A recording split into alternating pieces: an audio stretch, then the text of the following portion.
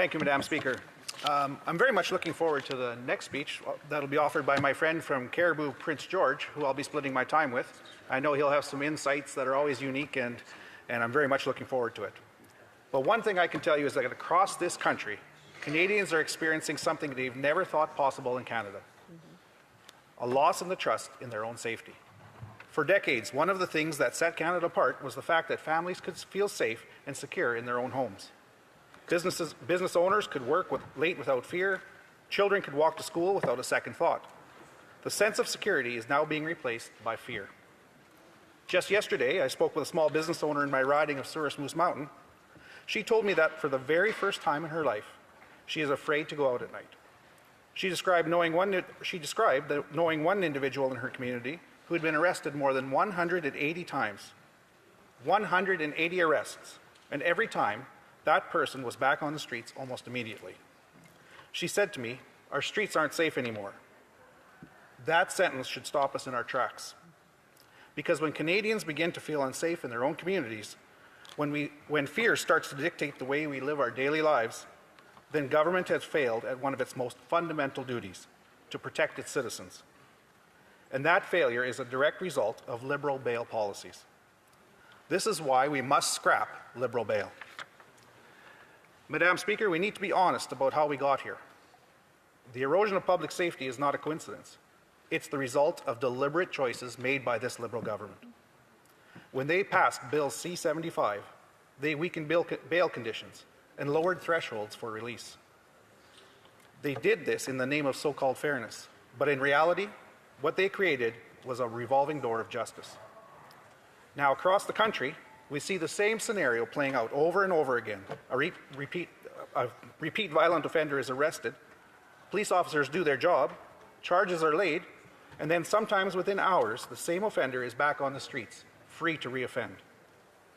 It's hard to describe the frustration that police officers feel when they risk their lives to apprehend violent criminals, only to see them walk free before the ink is even dry on the paper. That is the reality of Liberal bail. It's broken, it's dangerous, and it must end. It's time to scrap Liberal bail. Yesterday, I spoke with Estevan's Chief of Police, Jamie Blunden. Chief Blunden is not only responsible for law enforcement in the city, but he also sits on the National Police Service of Canada and the National Advisory Committee, where he works directly with police leaders from across the country. Chief Blunden told me something very important. Police chiefs from coast to coast to coast are united in supporting this bill.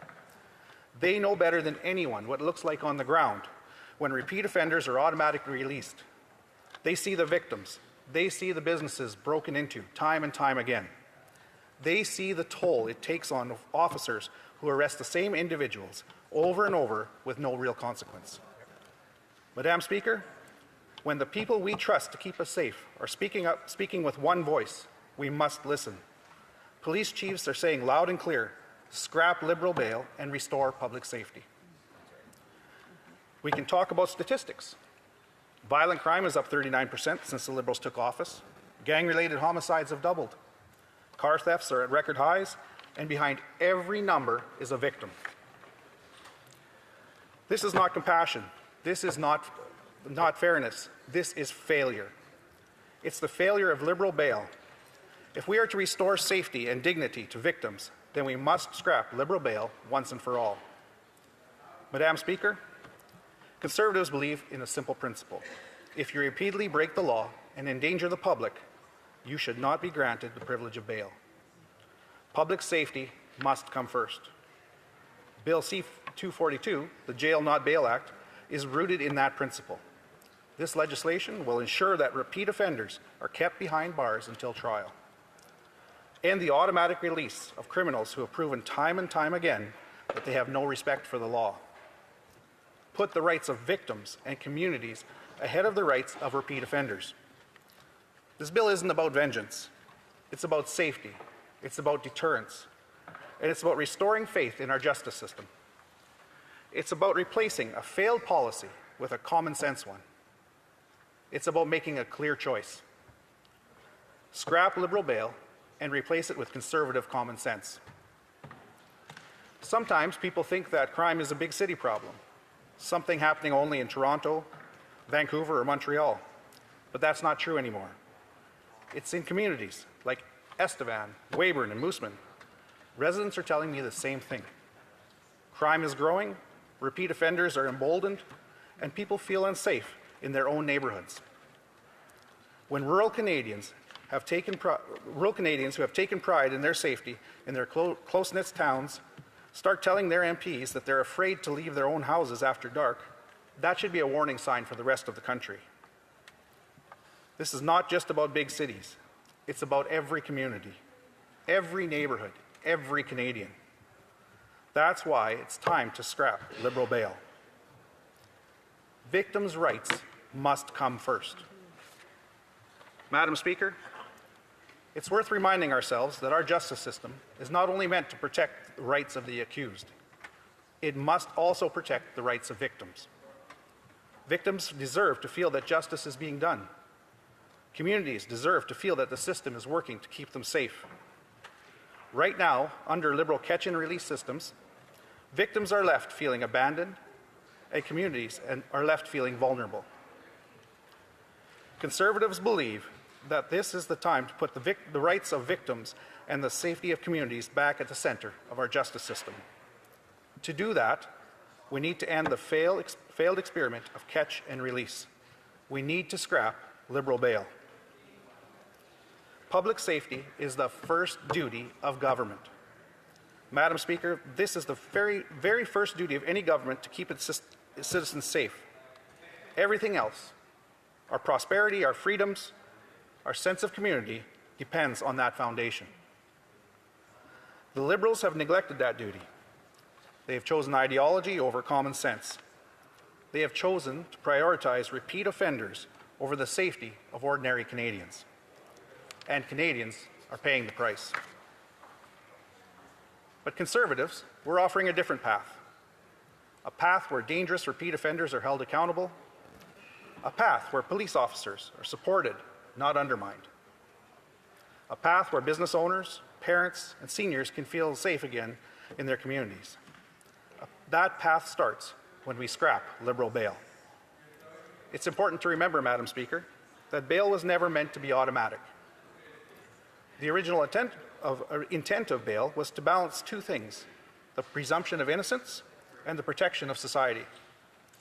When someone posed a clear risk to the community, bail was never supposed to be granted. What the Liberals have done is strip away that balance. They've tilted the system so heavily in the favor of offenders that the protection of society has been forgotten. That's why Canadians are seeing violent repeat offenders back on the streets time and time again. That's why victims are losing faith. That's why police are calling for change. To restore this balance, we must again return to common sense, and that means it's time to scrap Liberal bail. Madam Speaker, I return to the words of my constituent, the small business owner who told me that she's afraid to walk outside at night. That fear should never be normal in Canada. I also return to the words of Justice Jamie Blunden, who told me that police chiefs across the country support this bill. When citizens and law enforcement are both calling for the same thing, this House has a duty to act. The Liberals have chosen leniency and ideology, and has left Canadians vulnerable. Conservatives choose accountability, common sense, and public safety. The choice before us is clear: protect Canadians or protect criminals. Conservatives are choosing Canadians. Conservatives are choosing public safety. Conservatives are choosing scrap Liberal bail. I urge all members of this House to support Bill C-242, the Jail Not Bail Act. Canadians deserve to feel safe again in their homes, their streets, and their communities. Questions and comments. The honourable member for Winnipeg West. Thank you, Madam Speaker. I'd like to thank the honourable member for his speech. And I would be the first to agree that many of the examples are of some very horrendous things. I practice medicine, and one of the things we've learned in medicine, but this goes through all fields, is that when you describe individual occurrences, anecdotes. We know that the plural of anecdote does not equal data. From Statistics Canada, the crime rate, the crime severity index, the police reported crime per 100,000, the youth crime rate, and the homicide rate in Canada are all decreasing. How is our system not working when indicators across Canada are showing that things are improving? The honourable member for Surrey Moose Mountain. For example, I can relate the story I said in my speech, where one person had was arrested 180 times in one community and yet is continually released on bail. That means that we have a very small number of criminals in Canada, but they're very productive. And our system of if you repeat serious crimes over and over again, you should not be allowed out on bail. Questions et commentaires. L'honorable. Questions and comments. The honourable member from Montcalm. Thank you, Madam Speaker. As I said earlier, this is not a war where the Conservatives can't shine the spotlight on C-242 because it's in the 10th order of precedence. But since the beginning of this debate today, they've been calling for people to go beyond partisanship, but at the same time, the Conservatives are presenting us with a motion that means we will have to vote against it because it requires debate on a fast track that is going to limit debate. So I think so a bill could be improved if we went through the usual process. It's not in the 260th order of precedence. So today they're focusing on Bill C-242, but they should just go through the normal routine, the normal order of business, and then we can end this partisanship. The honourable member for Souris Moose Mountain. I'm really surprised that keeping Canadians safe, keeping repeat offenders away from our communities, where people can feel safe in their own homes, where businesses can feel safe operating without the fear of criminal activity. I'm surprised that that's such a partisan issue in this House. I thought everyone here would want to help and try to help Canadians. I really don't understand why it's such an issue for everyone else not to support this bill. Honorable député de Louis Saint-Laurent. The honourable member. You're going to get there. You're going to get there. Madam Speaker, I'd like to commend my colleague for his speech, and I'd like to commend him as well for his election, and I'd like to commend his predecessor as well, Robert Kitchen. Very simple, but very accurate when we see what's going on in this country. How the member explained to the people that during the Harper years, criminality got down, and after 10 years of the Liberal government administration, we have seen a rise in each and every department of criminality in this country. Honourable member for Surrey Moose Mountain. Well, I'd like to thank my colleague for the question and his kind words. And it was interesting how there was a bit of a paradox. Under the Harper government, crime went down by 25%, and everyone thought that we would have to build more jails to house all the criminals. Yet the amount of criminality went down. There's something to be said for deterrence and stronger measures. And we have to make sure that we have the victims at the center of our justice system, not the criminals.